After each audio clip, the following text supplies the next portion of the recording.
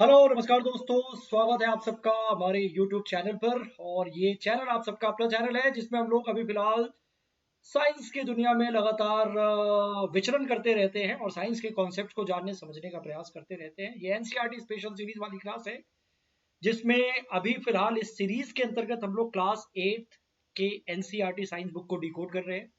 और इसी क्रम में ये है चैप्टर नंबर 4 का पार्ट 3, मेटल नॉन मेटल के ऊपर इसमें हम लोग बात कर रहे हैं। इसका मतलब है इसी चैप्टर के दो पार्ट्स ऑलरेडी इसी चैनल के प्लेलिस्ट में आपको मिल जाएंगे, वो अपलोडेड है, जाके देखिए और अपने कॉन्सेप्ट को बेहतर कीजिए। आज हम लोग पार्ट 3 यानी चैप्टर नंबर 4 का लास्ट पार्ट है, इसके ऊपर चर्चा करेंगे। और ये सेशन उन सभी अभ्यर्थियों के लिए बहुत उपयोगी है जो साइंस पढ़ना चाहते हैं, जिनको साइंस का कॉन्सेप्ट बेहतर करना है। अगर आप सीटेट एग्जाम की तैयारी करें और साइंस आपका एक सब्जेक्ट है, मैथ साइंस, तो जरूर ये सेशन देखिए। बीपीएससी वाले जरूर देखें इस सेशन को। इसके अलावा सुपर टेट एग्जाम की तैयारी से जुड़े हुए अभ्यर्थी, रीट एग्जाम की तैयारी से जुड़े हुए अभ्यर्थी, या यूपी टेट, एमपी टेट वर्ग 2 जैसे एग्जाम की तैयारी आप कर रहे हैं, DSSB जैसे एग्जाम की तैयारी कर रहे हैं, मतलब कोई भी एग्जाम हो, या इवन सिविल सेवा जैसे एग्जाम की तैयारी कर रहे हैं, तो साइंस के कॉन्सेप्ट को बेहतर करने के लिए ये सेशन जरूर देखना चाहिए आपको। इसमें अभी हम लोग फिलहाल क्लास 8 चैप्टर 4 पार्ट 3 के ऊपर बात करेंगे। मेटल नॉन मेटल के ऊपर बात कर ही रहे हैं तो उसी को आगे मंजिल तक पहुंचाना है। ठीक है, आगे बढ़ने से पहले आपको रिक्वेस्ट करूंगा मैं, जो लोग नए अभ्यर्थी है, कृपया इस चैनल को सब्सक्राइब कर लीजिए, टेलीग्राम चैनल को भी ज्वाइन कर लीजिए, यही नाम है साइंस बाय सुमित सर। और आप सब्सक्राइब करेंगे तो नोटिफिकेशन आपको टाइम टू टाइम मिलेगा। और इस चैनल के ग्रोथ के लिए आपका सब्सक्रिप्शन बहुत जरूरी है। कुछ नहीं, सब्सक्राइब का बटन दबा देना होता है, कुछ करना नहीं है आपको, ठीक है ना। तो आप इस चैनल के मेंबर हो जाएंगे एक तरीके से, ठीक है जी। बाकी आगे बात करते हैं। अब मेटल नॉन मेटल के केमिकल बिहेवियर में हम लोग डिस्प्लेसमेंट रिएक्शन के बारे में अभी बात करेंगे। मेटल का वाटर के साथ कैसा रिएक्शन होता है, ऑक्सीजन के साथ कैसा रिएक्शन होता है, एसिड बेस के साथ कैसा रिएक्शन होता है, इसके बारे में हमने अभी बात की है। मतलब अभी नहीं, पिछली क्लास में बात की है, वो सब बहुत इंपॉर्टेंट है, जाके देखिए। अब इसी में एक बड़ा इंपॉर्टेंट कॉन्सेप्ट है डिस्प्लेसमेंट रिएक्शन या विस्थापन अभिक्रियाओं का कॉन्सेप्ट। ये बड़ा इंपॉर्टेंट है, कई तरीके से इसमें से सवाल पूछे जाते हैं और कॉन्सेप्ट के तौर पर ये दिलचस्प है समझना। थोड़ा सा जान लेते हैं। आप एक रिएक्शन को देखो, आप यहाँ पे पहला क्या है डिस्प्लेसमेंट रिएक्शन। आप इस पिक्चर को देख रहे हो, ए नाम का एक एंटिटी है और बीसी नाम का कोई सॉल्ट सॉल्यूशन है, मतलब कोई सॉल्यूशन है बीसी, जिसमें दो कंपोनेंट है बीसी। सपोज ए हो गया आपका आयरन, मेटल है, और ये कॉपर सल्फेट हो गया आपका बीसी, जिसमें कॉपर भी है सल्फेट भी है, ठीक है जी। दो यूनिट मिलकर के एक सिस्टम बना रहा है। अब इन दोनों में कुछ रिएक्शन हुआ और रिएक्शन के बाद रिजल्ट पे ध्यान दो। इधर देखो क्या हुआ। इधर ये हुआ कि ए भाई साहब ने सी से दोस्ती कर ली और बी को यहां से हटा दिया, कहा बी आप बाहर हो जाओ, मैं सी के साथ जाऊंगा। आप देख रहे हो, अब यहां बॉन्ड एक तरीके से किन दोनों के बीच में बन गया, बी के जगह पे ए आ गया और बी बेचारा अलग हो गया। इस केस को हम क्या बोलेंगे कि ए जो था उसने बी को उसके ही सॉल्यूशन से, उसके ही घर से डिस्प्लेस कर दिया, विस्थापित कर दिया। ये राम है, ये मोहन है और ये सोहन है। तो पहले मोहन जो है वो सोहन के साथ था, अब राम चाहता है कि वो सोहन के साथ चला जाए, तो इसने सबसे पहले मोहन को हटा दिया।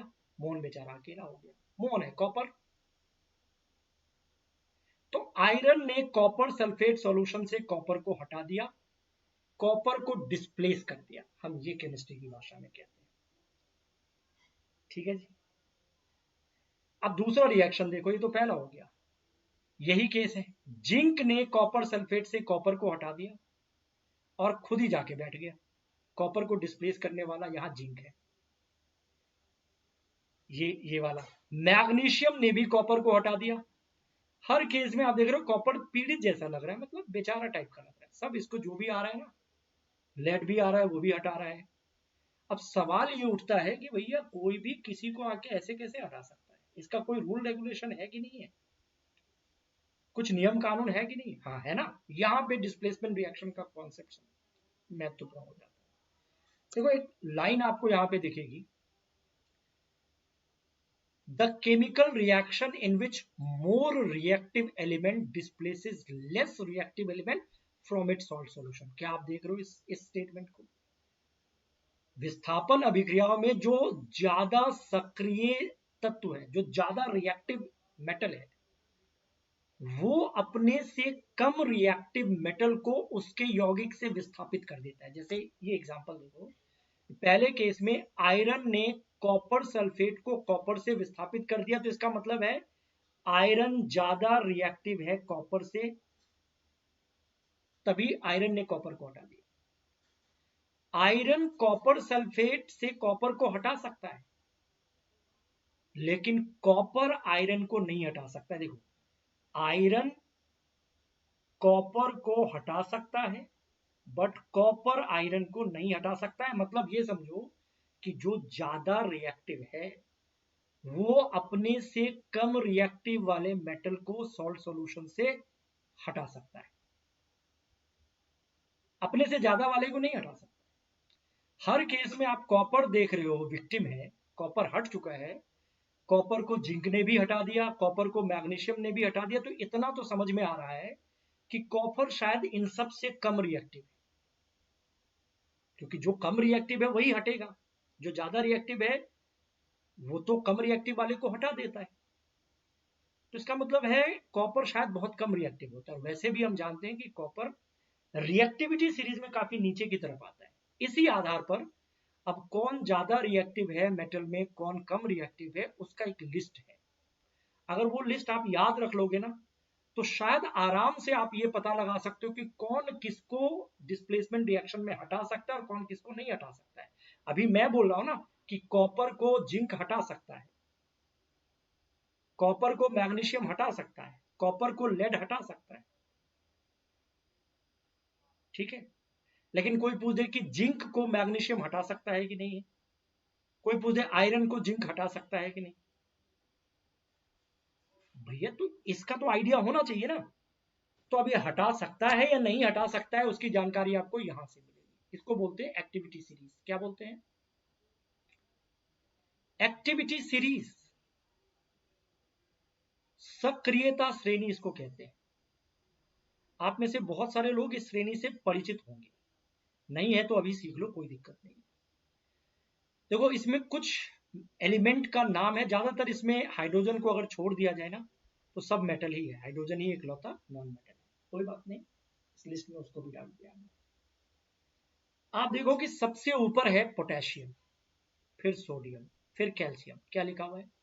Most reactive. इसका मतलब है कि इन सभी एलिमेंट में, और आमतौर पर इन्हीं में से तो क्वेश्चन पूछते हैं, सबसे ज्यादा रिएक्टिव है पोटेशियम, दूसरे नंबर पर सोडियम, फिर कैल्शियम, फिर मैग्नीशियम, फिर aluminium, zinc, iron, lead, hydrogen के नीचे कॉपर, मरकरी। देख रहे हो कॉपर काफी नीचे।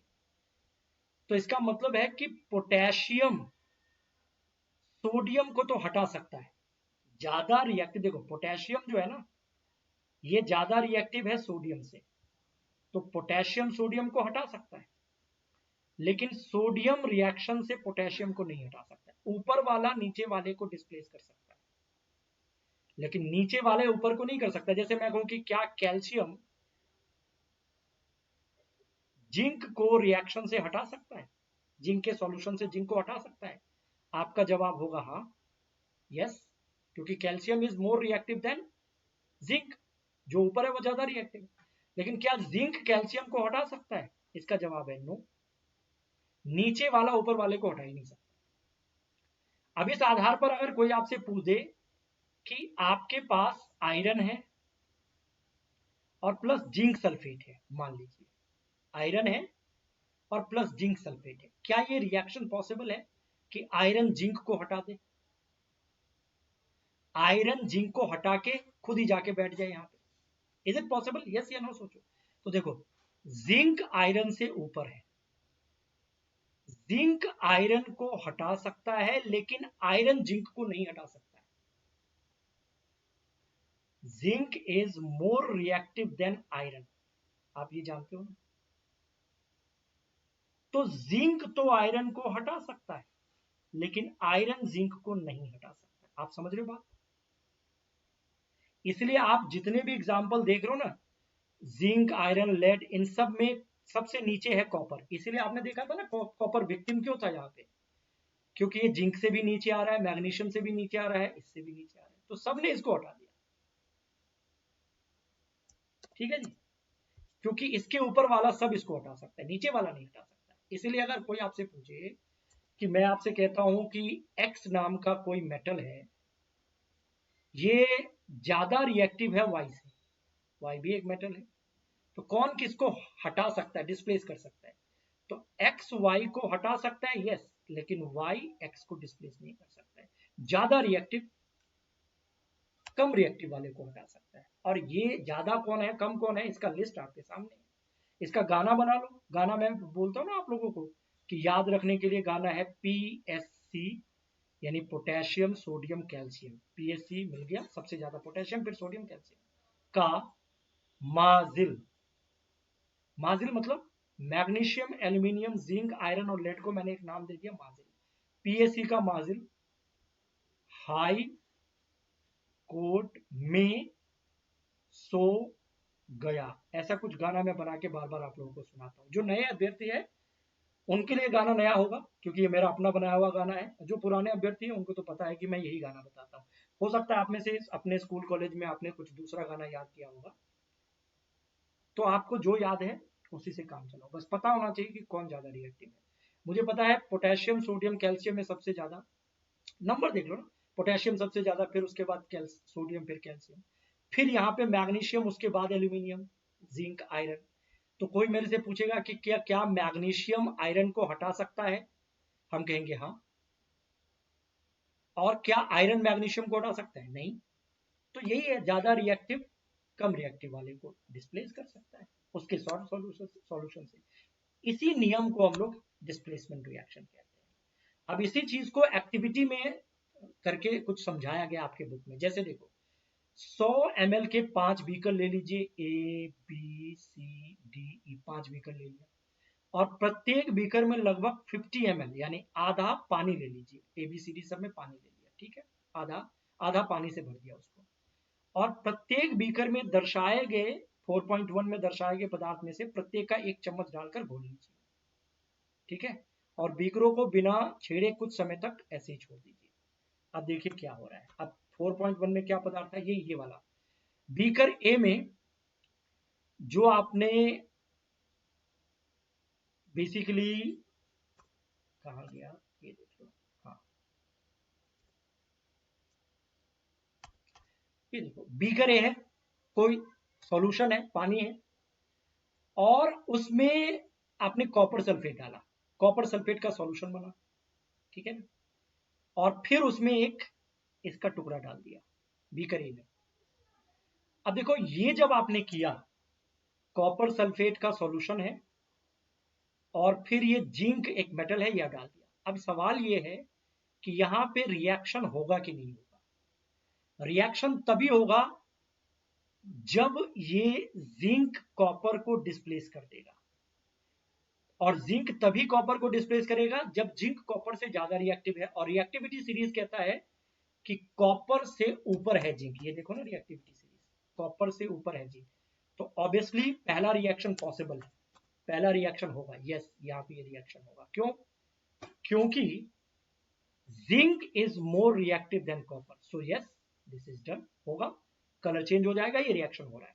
लेकिन दूसरा रिएक्शन देखो, कॉपर सल्फेट है और आयरन है, तो क्या आयरन कॉपर को हटा सकता है? मेरे हिसाब से ये भी संभव है। क्यों? क्योंकि iron is more reactive than copper, copper तो नीचे की तरफ था ना, तो ये भी संभव है। तो पहला संभव है, दूसरा संभव है। अब तीसरा देखते हैं।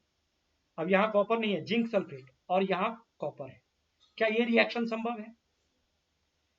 कॉपर जिंक को तभी उसके सॉल्यूशन से हटा सकता है जब कॉपर ज्यादा रिएक्टिव है, और मेरे हिसाब से ये संभव नहीं है। No, Y?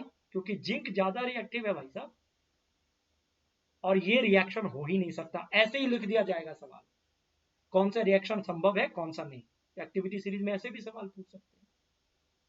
ये रिएक्शन इसलिए संभव नहीं होगा क्योंकि कॉपर जिंक को हटा ही नहीं सकता है, जिंक ऊपर है ना कॉपर से। क्या ये रिएक्शन है संभव? कॉपर आयरन को ये नहीं हटा सकता भैया, ये भी संभव नहीं है। नो, क्योंकि iron is reactive, more reactive than copper. तो ये भी नहीं हो सकता है, ये नहीं होगा, ये नहीं होगा। अब देखो ई वाला, आप लिख के कमेंट में लिख के बताओ कि क्या ई रिएक्शन पॉसिबल है, यस या नो बताओ, यस या नो। आपके आंसर मुझे कमेंट बॉक्स में लिखना चाहिए। जाहिर सी बात है, आयरन अगर ज्यादा रिएक्टिव होगा, मैं क्यों बोलूं, मैंने तो समझा दिया ना, ये आपका काम है, होमवर्क।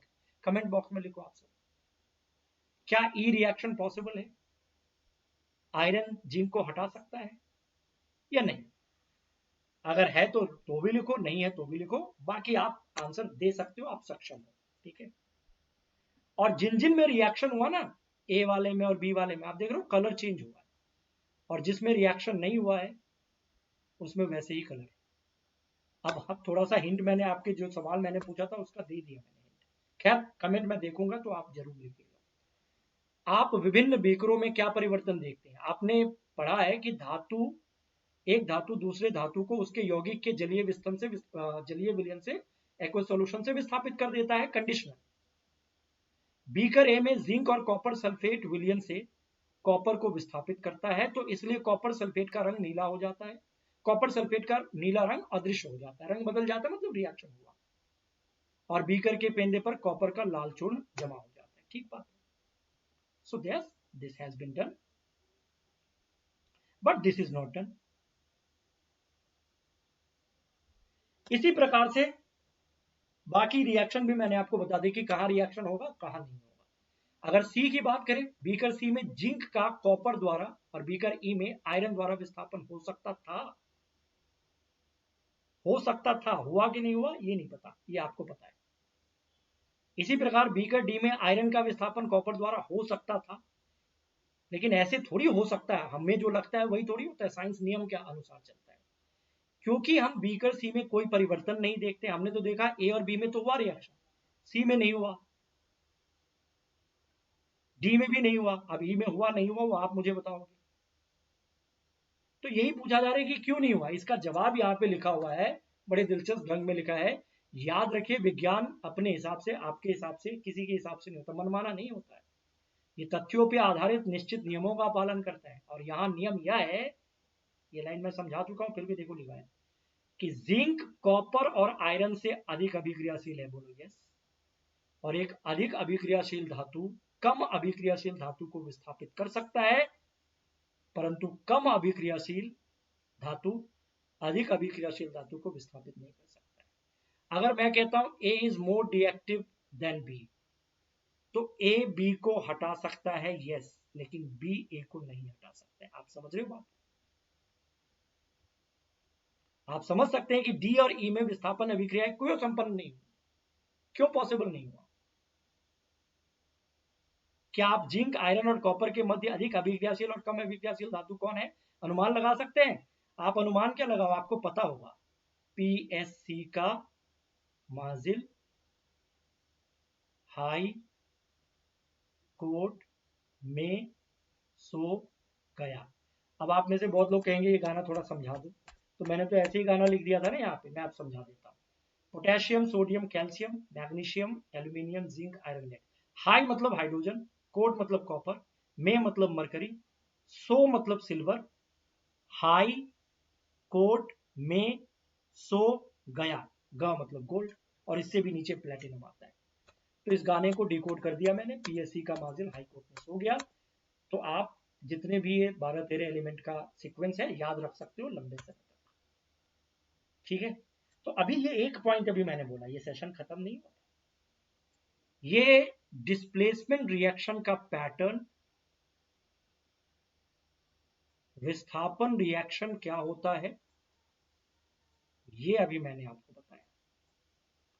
और इसी के साथ अभिक्रिया, ऐसे लिखते हैं ना, क्रिया, हाँ, इसी के साथ एक्टिविटी सीरीज के कॉन्सेप्ट को भी समझा दिया, ठीक है, डन। और आगे बढ़ने से पहले मैं बोलूंगा, इस चैनल को सब्सक्राइब कर लेना सभी लोग। जिन लोगों ने नहीं किया है मैं उनको बोल रहा हूँ, जिन्होंने कर लिया वो तो ठीक ही है। और टेलीग्राम चैनल पे ज्वाइन कर लेना। अब थोड़ा और कुछ पॉइंट देख लेते हैं, कुछ यूजेस की बात कर ले। मेटल नॉन मेटल की कहानी अब तक हम लोग पढ़ रहे थे ना, भांति भांति के यूजेस होते हैं। आपको अनुमान लगाने में सक्षम होना चाहिए कि क्यों धातुओं का उपयोग मशीन, मोटर गाड़ियां, वायुयान, रेलगाड़ियां, उपग्रह, औद्योगिक साजो सामान, खाना पकाने के बर्तन, बॉयलर आदि के निर्माण में किया जाता है, क्योंकि ये कठोर होता है, हार्ड होता है, टिकाऊ होता है, गुड कंडक्टर ऑफ हीट। बहुत सारे इसके फिजिकल फीचर इसको इस लायक बना देता है कि इससे आप बहुत सारी सामग्री बनाओ। आप कुछ अधातुओं के उपयोग से भी परिचित होंगे।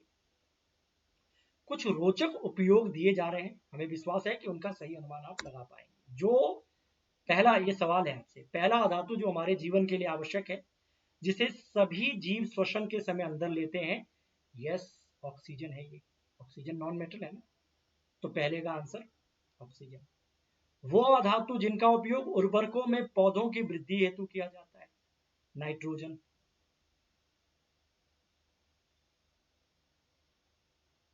ठीक है ना, तो ये लगा दो, नाइट्रोजन भी तो नॉन मेटल है। अधातु जिसका उपयोग जल के शुद्धिकरण के लिए करते हैं, क्लोरीन। ये सब लाइन बना करके पूछ सकते हैं आपसे, मैचिंग करने वाला क्वेश्चन भी पूछ सकते हैं, क्लोरीन होगा। जल को शुद्धिकरण करने के लिए क्लोरीन की गोली डालते हैं, तो यही यूज करते हैं। वह अधातु नॉन मेटल जिसका बैंगनी रंग का विलयन एंटीबायोटिक, एंटीबायोटिक नहीं, एंटीसेप्टिक, एंटीसेप्टिक ऐसे लगा, एंटीसेप्टिक के रूप में घाव पर लगाए थे ना, टिंचर आयोडीन, आयोडीन, आयोडीन याद करो, नॉन मेटल ही तो है। तो ये एंटीसेप्टिक के रूप में यूज करते हैं, ये भी पूछा गया, सब पूछे जाते हैं। पटाखों में प्रयुक्त होने बहुत सारे अधातु पटाखों में यूज होते हैं, जैसे फॉस्फोरस वगैरह यूज होते हैं, है ना, तो पटाखों में भी यूज होता है। कुछ और अगर दिमाग में आ रहा है तो वो भी आप लगा सकते हैं। एक और बच्ची, इस बच्ची के दिमाग में एक और प्रश्न है, क्या है? मैंने सुना है कि पौधों में मैग्नीशियम पाया जाता है, आपने भी सुना है क्या? कहाँ पाया जाता है, याद है? प्लांट में मैग्नीशियम का कहाँ जिक्र सुना है? अच्छा, इसने ये सुना है, मैंने सुना है, आपने भी सुना होगा कि ह्यूमन में आयरन होता है, और भी बहुत कुछ होता है। कहाँ होता है? हीमोग्लोबिन याद है? उसमें आयरन धातु होता है। प्लांट में क्लोरोफिल याद है? उसमें ही होता है। डॉक्टर ने मेरे शरीर में आयरन की कमी बताई, Fe मतलब ब्लड आयरन, हीमोग्लोबिन। मेरे शरीर में आयरन कहाँ है? आपको जवाब है, पता पता है? एक, अब देखो ये एनसीईआरटी में नहीं है, मैं अपने तरफ से जोड़ के बता देता हूँ, ये याद रख लेना। आयरन ये ह्यूमन ब्लड का हीमोग्लोबिन स्ट्रक्चर है, एक पार्ट ऑफ हीमोग्लोबिन, बड़ा कॉम्प्लिकेटेड स्ट्रक्चर है। देखो हीमोग्लोबिन में क्या सब होता है, कार्बन, हाइड्रोजन, ऑक्सीजन, नाइट्रोजन और आयरन। ये कार्बन, हाइड्रोजन, ऑक्सीजन, नाइट्रोजन क्या है? Non metal. इकलौता ऐसा मेटल आपको दिख रहा है ये आयरन। ये भी एक प्रश्न है, बहुत लोग इसको इग्नोर मार देते हैं। सेंटर में आपको यहाँ पे आयरन दिख रहा है, ये पूरा डिजाइन है ह्यूमन ब्लड हीमोग्लोबिन का, जिसमें कार्बन, ऑक्सीजन, नाइट्रोजन सब दिख रहा है आपको। एक ही मेटल है और वो है आयरन। उसी तरीके से अगर प्लांट में क्लोरोफिल की बात करें तो उसमें सेंट्रल मेटल है मैग्नीशियम। तो क्लोरोफिल में भी इकलौता मेटल जो है ना, वो मैग्नीशियम ही है। बाकी सब कार्बन, हाइड्रोजन, नाइट्रोजन और ऑक्सीजन नॉन मेटल ही है। इकलौता मेटल इसमें मैग्नीशियम, इसमें आयरन। तो प्लांट में भी दिख गया आपको ये, एनिमल में भी दिख गया, मेटल नॉन मेटल यत्र तत्र सर्वत्र हर जगह होता है। और कुछ एक्स्ट्रा पॉइंट ये है कि मॉलिक्यूलर फॉर्मूला ऑफ हीमोग्लोबिन, भैया देख लो ये कितना भयंकर है, याद है आप लोगों को? याद ना भी रखोगे तो चलेगा, मैंने को ऐसे इंटरेस्टिंग लगा तो मैंने लिख दिया यहाँ पे। हीमी ए पार्ट ऑफ हीमोग्लोबिन, इसका ये। हीमी बी पार्ट ऑफ हीमोग्लोबिन, इसका ये। मतलब ओवरऑल हीमोग्लोबिन का कितना है? कार्बन 2952, हाइड्रोजन 4464, नाइट्रोजन 3248, ऑक्सीजन 812 और सल्फर, सल्फर भी आ गया 8, और Fe4, वो ओवरऑल हीमोग्लोबिन। तो ये फॉर्मूला याद करने की जरूरत नहीं है, लेकिन दिलचस्प था तो इसलिए मैंने याद रखा। और मैग्नीशियम के बारे में तो आप जानते हैं, क्लोरोफिल में होता है। मैग्नीशियम पौधों में प्रकाश संश्लेषण का पावर हाउस है। Magnesium is the power house behind the photosynthesis in plants. Magnesium के बिना क्लोरोफिल प्रकाश संश्लेषण के लिए आवश्यक सूर्य ऊर्जा को ट्रैप नहीं कर सकते। संक्षेप में, पत्तियों का हरा रंग देने के लिए मैग्नीशियम की आवश्यकता है। क्यों? क्योंकि मैग्नीशियम क्लोरोफिल के लिए जरूरी है, और क्लोरोफिल से ही पत्तियों में हरा रंग आता है। तो पौधों में मैग्नीशियम क्लोरोफिल मॉलिक्यूल के हार्ट में एंजाइम में स्थित होता है। मतलब magnesium in plants is located in the enzymes in the heart of the chlorophyll central metal के तौर पर। ठीक है, तो ये याद रख लेना। एक दो पॉइंट और है इसमें। आपने कक्षा 7 में सीखा कि रासायनिक अभिक्रियाओं में नए पदार्थ बनते हैं। ठीक है, वो chemical change, chemical reaction, physical change, ये सब हमने पढ़ा है साथ में, कक्षा 7 में। नहीं पढ़ा है तो आगे पढ़ेंगे, वैसे पढ़ते रहते समय समय पर। ये पदार्थ उन पदार्थों से भिन्न होते हैं जिनमें अभिक्रिया होती है। मतलब ए और बी रिएक्ट करके सी बना देता है, तो C is quite different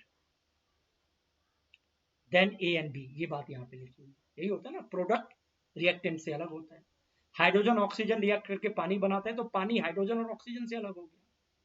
overall यदि कोई पदार्थ रासायनिक अभिक्रियाओं द्वारा ठंडा करके गर्म अथवा इलेक्ट्रोलाइसिस द्वारा और अधिक विघटित नहीं किया जा सकता है, तो वो तत्व कहलाता है। जिसकी शुरुआत हमने, जिस पॉइंट की शुरुआत सबसे पहले की, ये सबसे लास्ट में आया है।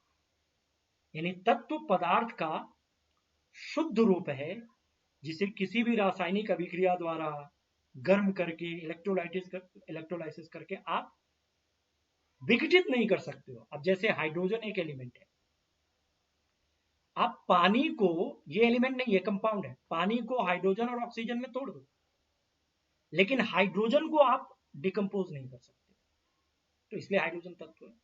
आप सोडियम को डिकम्पोज नहीं कर सकते। NaCl से Na अलग कर दो, Cl अलग कर दो, ये अलग बात है, लेकिन Na को नहीं कर सकते, Cl को नहीं कर सकते। सल्फर, हाइड्रोजन, ऑक्सीजन सब एक तत्व है। मेटल नॉन मेटल जो भी हमने पढ़ा है वो तत्व ही है। इसी प्रकार आयरन, कार्बन भी एक तत्व है। तत्व के एक नमूने में एक ही प्रकार के परमाणु होते हैं। अगर हाइड्रोजन की बात होगी तो इसके अंदर जो कण होंगे, परमाणु जो दिखाई नहीं देते, वो सब हाइड्रोजन होंगे, एक ही प्रकार के कण होते हैं। और परमाणु तत्व की सबसे छोटी इकाई होती है। एटम एलिमेंट का सबसे स्मॉलेस्ट यूनिट होता है। तत्व के भौतिक परिवर्तनों में तत्व के परमाणु अप्रभावित रहते हैं। उदाहरण के लिए, अगर सल्फर, द्रव सल्फर का परमाणु पूर्ण रूप से ठोस या भाप बन जाए तो उसके परमाणु समान ही रहते हैं। मतलब अगर भौतिक गुण बदल जाए, जैसे मान लीजिए ऐसे कहते हैं ना कि अगर H2O है, ये कंपाउंड है, H2O लिक्विड स्टेट में भी हो सकता है, ये गैस में भी, अगर लिक्विड रहेगा तो पानी रहेगा, गैस रहेगा तो वेपर रहेगा, और सॉलिड रहेगा तो आइस रहेगा। ये तीनों ही अलग अलग अवस्थाओं में रह सकता है, लेकिन रहेगा तो H2O ही ना। ऐसे थोड़ी है कि वाटर H2O रहेगा और वेपर कुछ और रहेगा। हाँ, वेपर भौतिक अवस्था अलग हो गया, वो गैस रूप है, तो पानी लिक्विड रूप है, और बर्फ आइस रूप है। तो ये बात यहाँ पे लिखी हुई है कि अगर मैं सल्फर जैसे एलिमेंट की बात करूं, H2O तो कंपाउंड है, लेकिन सल्फर जैसे हम एलिमेंट की बात कर लें, तो इसके भौतिक गुणों में परिवर्तन से परमाणु अप्रभावित रहते हैं। सल्फर द्रव के रूप में हो, या ठोस के रूप में हो, या गैस के रूप में हो, सल्फर के परमाणु सेम ही रहेंगे, भौतिक अवस्था से कोई फर्क नहीं पड़ता है। ये बात यहाँ पे लिखी हुई है। यद्यपि ब्रह्मांड में पदार्थ की असंख्य किस्में, लेकिन इन्हें बनाने वाले तत्वों की संख्या सीमित है। पदार्थ तो अरबों खरबों में है, लेकिन उनको बनाने वाले जो तत्व है वो सीमित है। जो अभी मैंने बोला था ना, 120 के आसपास। प्राकृतिक रूप से पाए जाने वाले तत्वों की संख्या 94 से अधिक नहीं है। नेचुरली जो एलिमेंट पाए जाते हैं ना प्रकृति में, 94 ही है। बाकी मैन मेड से कुछ बनाए गए तो 118-20, उससे ज्यादा नहीं है। लेकिन दुनिया में पदार्थ सोचो कितने प्रकार के। और शुरुआत जो मैंने आपको बताया था कि धातु अधातु जो चैप्टर हम लोग ये पढ़ रहे हैं, ये तत्वों का ही तो वर्गीकरण है। धातुओं और अधातुओं के रूप में तत्वों का एक महत्वपूर्ण वर्गीकरण किया गया है, और इसमें से ज्यादातर मेटल ही है। मैंने कहा था ना 80 से भी ज्यादा मेटल है, और 20 से कम नॉन मेटल है। मतलब 80 प्लस मेटल और 20 के आसपास नॉन मेटल, और कुछ जो बच गया 7-8, जिसमें बोरोन, सिलिकॉन, जर्मेनियम जैसे एलिमेंट आते हैं, उनको मेटलॉइड कहते हैं, उपधातु कहते हैं। ये लास्ट में लिखा हुआ है, और मुझे संतोष है कि इस बात को मैंने शुरू में ही आपको बता दिया। ये जो मेटल, नॉन मेटल या मेटलॉइड जो हम लोग पढ़ रहे हैं ना, these all are the elements. And elements क्या है? प्योर फॉर्म ऑफ मैटर, पदार्थ का शुद्ध रूप इसको कहा जाता है। एलिमेंट को किसी भी तरीके से आप डिकम्पोज नहीं कर सकते। सल्फर, आयरन, कॉपर, ये सब एलिमेंट है। So if a substance cannot be broken down further by chemical reactions, by cooling, by heating, by electrolysis, then it is called elements. That's why it is called pure form. And any element may be hydrogen, hydrogen ले लो, oxygen ले लो, ये element है जिसकी संख्या निश्चित होती है। तो इस एलिमेंट को बनाने वाले जो कण है उसको एटम कहते हैं, जिसको हम देख नहीं सकते। एटम, परमाणु। तो हाइड्रोजन में सिर्फ हाइड्रोजन के परमाणु होंगे, ऑक्सीजन में सिर्फ ऑक्सीजन के परमाणु होंगे, नाइट्रोजन में सिर्फ नाइट्रोजन के परमाणु होंगे। और अगर कोई एलिमेंट में परमाणु है और उस एलिमेंट की अवस्था बदल जाए, जैसे सल्फर सॉलिड रूप में है, भौतिक अवस्था बदल जाए, या लिक्विड रूप में है या गैसीय रूप में है, तो उसे परमाणु पे कोई प्रभाव नहीं पड़ेगा। यही बात यहाँ पे लिखी है, sulphur is an element, so iron is also, carbon is also element. The smallest unit of element is atom. A sample of an element contains only one kind of atom. The atom of element remains unaffected by physical change in the element. For example, an atom of liquid sulfur would be exactly the same as the atom of solid or vapor sulfur. आपको ये बात समझ में आ गई? Although दुनिया में varieties of substances है, लेकिन एलिमेंट की संख्या लिमिटेड है, और इसमें 94 है, थोड़ा अपडेट कर दो, 94 कर दो। 94 नेचुरली अकरिंग एलिमेंट, ये एनसीईआरटी का डेटा है।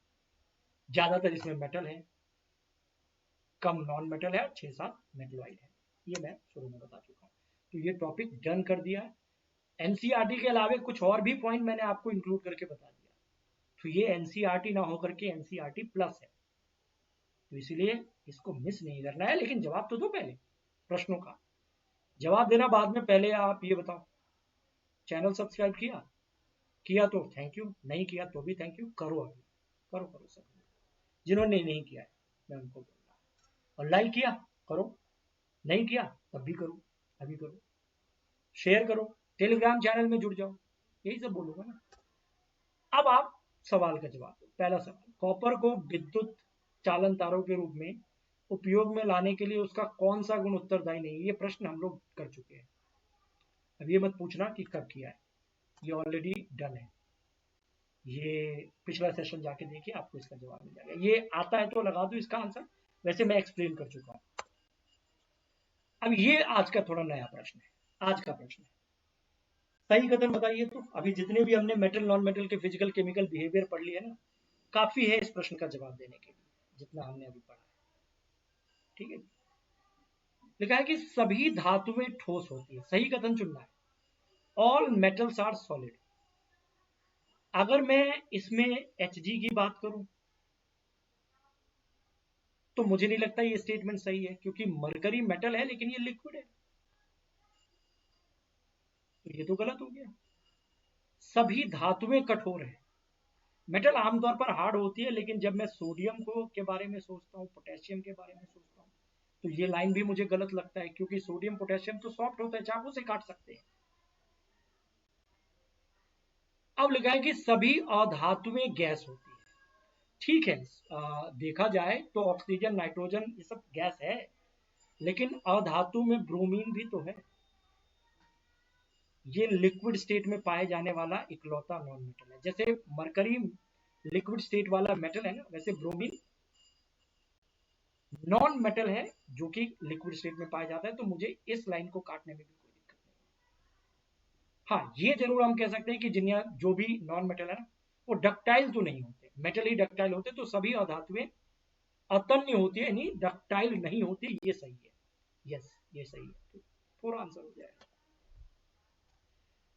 तीसरा प्रश्न, हालांकि ओवरऑल दूसरा प्रश्न ही होगा, क्योंकि एक प्रश्न तो मैं पहले ही करवा चुका हूं। सोडियम, सही कथन फिर से चुनना है। 3 गलत है, 1 सही है, पढ़ लीजिए कौन सा सही है कौन सा गलत है। जो 3 तो गलत ही होगा, 1 ही सही होगा। सोडियम और फास्फोरस दोनों को मिट्टी तेल में रखते हैं क्या? सोचो, सोडियम और पोटेशियम को रखते हैं, फॉस्फोरस को तो पानी में रखते, तो ये गलत हो गया, सही चुनना है। सोडियम और फॉस्फोरस दोनों को पानी में रखते हैं, सोडियम को पानी में रखोगे तो जलने लगेगा, बहुत रिएक्टिव है, ये भी गलत है। सोडियम को मिट्टी तेल में और फॉस्फोरस को पानी में, हाँ बिल्कुल सही है, ये सही है। और फॉस्फोरस को आप वायु में भी नहीं रख सकते क्योंकि नॉन मेटल होते हुए भी बहुत रिएक्टिव है हवा में, तो सी आंसर हो जाएगा इसका।